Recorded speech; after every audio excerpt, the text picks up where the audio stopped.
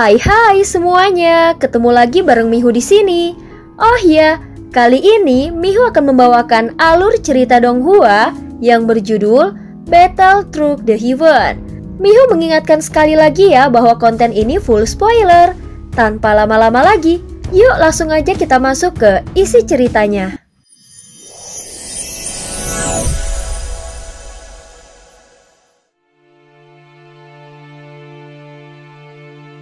Melanjutkan dari kisah sebelumnya. Sebelumnya ketika tim Fearless menyusul ke lokasi tempat Xiaoyan berada, dia tiba-tiba merasakan segel yang membelenggu kultivasinya mulai hancur. Saat penyegelan tingkat kultivasinya terbuka, terobosan Xiaoyan pun langsung meledak. Dalam waktu yang sangat singkat, dia berhasil menembus ke tahap ketiga dengan 7 elemen. Kecepatan terobosan seperti ini benar-benar mengejutkan dan tidak terbayangkan. Saat ini Xiaoyan hanya membutuhkan 2 elemen terakhir untuk bisa menjadi seseorang dengan memiliki 9 elemen. Di tahap ketiga ini, elemen ke-8-nya mengandung kekuatan seni takdir yang berspesialisasi mengambil alih tubuh. Cahaya berkilat di dalam sorot mata Xiaoyan. Setelah menerima kekuatan seni takdir ini dari Shizun, kekuatan ini telah memberinya banyak manfaat besar. Bahkan seluruh avatar kuat yang dimilikinya sekarang terbentuk melalui seni takdir. Kekuatan takdir seni takdir yang berasal dari klan Cimi ini bahkan pernah melebihi kekuatan klan Yuansen dan kekuatannya. Pernah membuat dunia-dunia lain gemetar ketakutan. Ini adalah kekuatan yang berdasarkan hukum alam dan hanya segelintir makhluk yang bisa menguasainya. Namun terobosan Xiaoyan tidak berhenti sampai di situ. Setiap pertempuran hidup dan mati yang dilaluinya memberikan pemahaman dan wawasan yang baru. Dengan keberuntungan serta kekuatannya sendiri yang cukup besar, Xiaoyan seakan menerima anugerah seperti pencerahan dari langit. Sehingga tingkat kekuatannya pun melonjak dengan kecepatan yang luar biasa. Saat dia menembus elemen ke-8, dari dalam jiwanya terbelah sebuah kekuatan baru dan menyatu dengan kekuatan seni takdirnya. Hal ini menyebabkan Xiaoyan bisa merasakan bahwa kekuatan seni takdirnya meningkat secara signifikan. Sementara itu Ye Beijing yang berada di kejauhan diam-diam memperhatikan dari kejauhan dan menyaksikan bagaimana kekuatan Xiaoyan terus meningkat. Saat kekuatan seni takdir membantu Xiaoyan menerobos elemen ke-8, kilatan terkejut muncul di mata Ye Beijing. Dia tidak pernah mengharapkan seni takdir ini benar-benar menjadi elemen ke-8-nya. Setelah bersamanya selama ini, aku merasa seolah Xiaoyan benar-benar telah kehilangan ingatannya. Namun mengapa kekuatan seni takdir yang seharusnya dimiliki oleh Shizun kini justru muncul di tubuh Xiaoyan yang merupakan reinkarnasi dari Yang Mulia? Apa sebenarnya yang terjadi di antara Shizun dan Yang Mulia di masa lalu? Ye Beijing bergumam pelan dan memandang Xiaoyan dengan perasaan yang tidak sekedar suka seperti dulu. Tetapi ada makna yang jauh di dalamnya. Tentu saja tidak seorang pun tahu apa yang sedang dipikirkannya. Xiaoyan sendiri tidak bisa sepenuhnya menebak isi hati Ye Beijing. Dan secara naluriah dia menjaga jarak dengannya.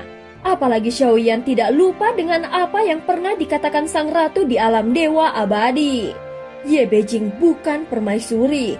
Dia datang dengan niat tersembunyi dan bukan karena cinta sejatinya. Dulu dia pernah merasakan cinta sejati yang diberikan oleh permaisuri. Bahkan setelah kepergiannya, dia menggunakan kekuatan terakhirnya untuk menghapus kenangan dirinya dari hati Xiaoyan. Semua yang dilakukan oleh Chen Xianyuan di subdunia Suanyin adalah wujud dari perasaannya yang mendalam terhadap Xiaoyan dan rasa rindunya pada Yang Mulia. Meski dia pergi dengan cara seperti itu dan secara paksa menghapus ingatan Xiaoyan, namun Xiaoyan sendiri tidak bisa menerima kenyataan itu. Dia bahkan mengukir namanya di tulang tangannya. Walau dia tidak lagi mengenali sosok pemilik nama tersebut, namun setiap kali melihat tulisan nama itu hatinya akan terasa sangat sakit. Ketulusan cinta permaisuri telah menyentuh hati Xiaoyan. Namun dia tetap tidak bisa menerima kenyataan bahwa dirinya telah melupakan seseorang yang sangat penting baginya.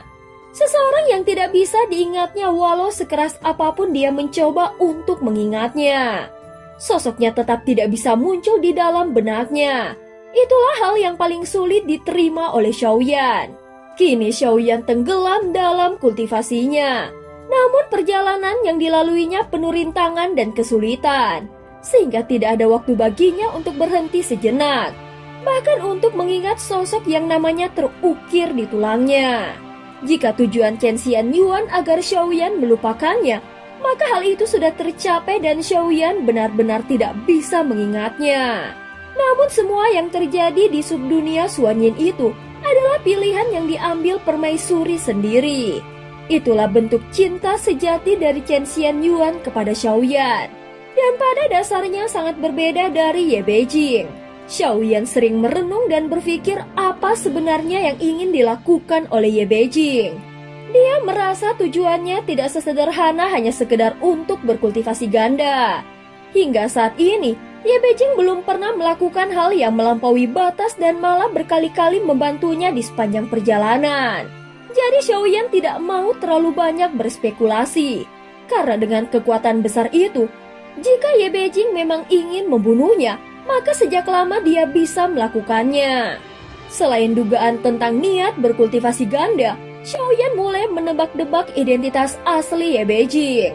Apakah dia sebenarnya ratu dari klan Qimi? Jika tujuannya mendekati Xiaoyan bukan karena untuk berkultivasi ganda, mungkinkah karena tubuh Xiaoyan mengandung kekuatan seni takdir milik klan Qimi? Apa yang akan menjadi elemen ke-9? Saat Xiaoyan merenung, matanya tertuju pada avatar jangkrik emas. Terlihat ada kilatan cahaya kemasan yang tampak berkilau.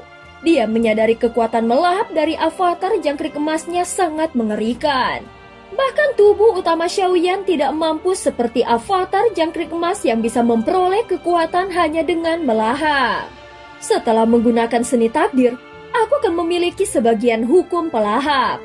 Meskipun tubuh utamaku tidak bisa menyempurnakannya seperti avatar jangkrik emas, namun aku bisa menggunakannya dalam keadaan genting sehingga bisa meningkatkan kekuatanku untuk sementara waktu. Teknik melahap milik avatar jangkrik emas benar-benar mendominasi. Karena dia menggunakan tubuhnya seperti wadah untuk menelan lalu melepaskan kekuatannya kembali. Dia tidak benar-benar menyerapnya namun mengubahnya menjadi kekuatan pribadi.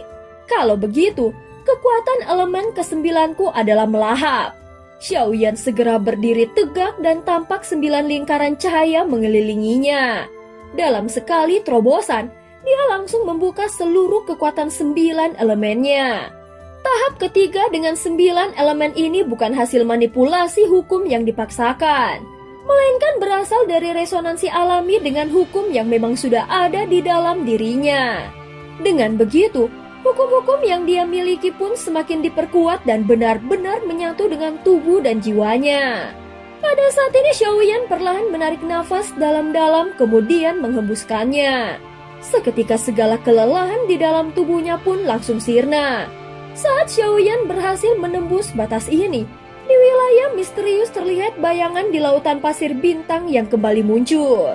Bagaimana mungkin kalian menganggapku berbohong? Lihatlah. Kita benar-benar berhasil masuk. Suara ceria Feng Xichang terdengar bergema. Sebelumnya dia sempat berinteraksi dengan Xiaoyan. Saat ini dia memimpin sekelompok orang yang muncul dalam kondisi yang sangat mengenaskan. Dibandingkan saat mereka masuk sebelumnya yang awalnya berjumlah belasan orang, kini jumlahnya bahkan tidak sampai 10 orang. Tampaknya mereka harus membayar mahal untuk bisa menembus lautan pasir bintang ini. Suasana di sini sangat sunyi. Mungkin sebagian dari mereka terjebak di dalam. Namun ada cahaya harapan yang tampak di depan. Setelah mengatakan itu, Feng Xichang langsung berubah menjadi cahaya merah dan terbang menuju arah depan. Walaupun masih lelah, sosok-sosok lainnya segera bergegas menyusulnya. Namun saat mereka mulai bergerak maju, Feng Xichang tiba-tiba berbalik arah dan dipenuhi rasa takut di wajahnya. Sial! Orang gila itu ternyata belum mati. Fakta ini jelas di luar dugaan Feng Xichang. Secara logika, dengan pengejaran dan pembantaian yang dialami Xiaoyan sebelumnya, Meski tidak mati, seharusnya dia dalam kondisi terluka parah. Bahkan jika dia berhasil kabur, semestinya jiwanya pun sudah hancur total. Namun pada saat ini terdengar suara seperti dewa yang turun dari langit. Itu mengandung tekanan absolut dan otoritas yang mutlak. Bersamaan dengan suara itu, petir surgawi yang sangat mengerikan menggelegar secara bertubi-tubi dari segala arah. Melihat ini, jelas Feng Xichang hampir memuntahkan darah dari mulutnya. Dan cerita pun berakhir. Terima kasih udah dengerin Mihu dari awal sampai akhir ya. Please jangan lupa untuk like, comment, and subscribe. Sampai jumpa.